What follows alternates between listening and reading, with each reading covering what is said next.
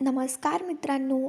ठरलं तर मग या मालिकेच्या पुढील भागामध्ये अर्जुनने अखेर साक्षीचा चेहरा पाहिलेला असतो आणि साक्षीच आहे असं अर्जुनला बरोबर कळलेलं असतं.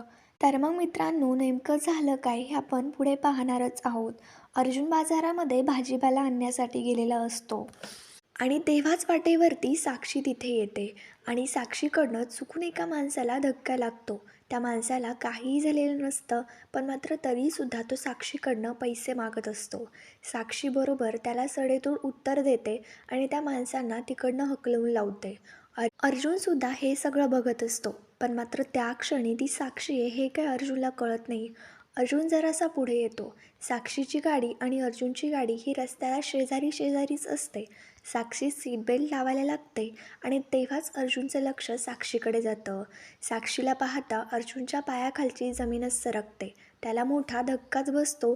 त्याला कळतं की ही साक्षी शिखरेच आहे. अर्जुन आधी कन्फर्म करून घेतो की ही साक्षीच आहे, पण मात्र अर्जुनला ही गोष्ट कन्फर्म देखील होते की हे साक्षीच आहे आणि अर्जुन तिची व्हिडिओ क्लिप देखील काढायला लागतो, पण मात्र साक्षी पुढे निघून जाते. त्याच्यानंतर इकडे सायली तिच्या विचारांमध्ये असते. अर्जुन अजूनही घरी आलेला नसतो, म्हणून सायली टेन्शनमध्ये असते आणि विचार करत असते की हे अजून का घरी नाही आले. आणि ती पोलीस स्टेशनमधला सुद्धा विचार करत असते की त्या हवालदारला ते पैसे का देत होते. त्यांचा नागराजशी नक्कीच काहीतरी संबंध असेल असे सायलीला डाऊट्स येत असतात आणि सायली त्या गोष्टीबद्दल विचार करत असते.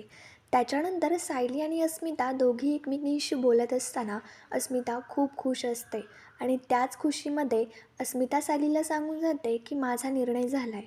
सचिन आणि मी पुन्हा नव्याने आयुष्य सुरू करतोय. हे ऐकल्यानंतर सायलीला तर धक्काच बसतो, कारण सचिन चांगला माणूस नाही आहे ही गोष्ट सायलीला तर माहीतच असते.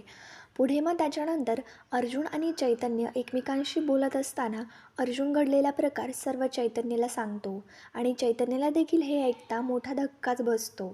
पुढे मग त्याच्यानंतर अर्जुन सांगत असतो की एकदा साक्षीला सायलीने कॅफेमध्ये बघितलेलं होतं, तेव्हा मी सायलीला सांगितलं की ही साक्षी नाही आहे, पण मात्र आता तिचा हा संशय खरा होता. ती साक्षीच होती. साक्षी जिवंत आहे.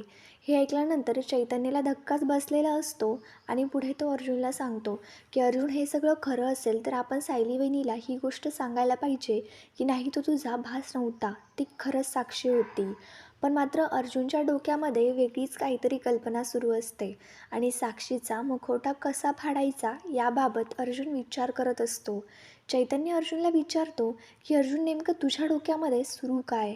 आता मग पुढे मित्रांनो, अर्जुनच्या डोक्यात नेमकं सुरू काय आणि साक्षीबाबत अर्जुन नेमकं काय ॲक्शन घेणार हे आपल्याला पुढे पाहायचंच आहे. त्याच्यासाठी आमच्या चॅनलला लगेच सबस्क्राईब करा. थँक्यू.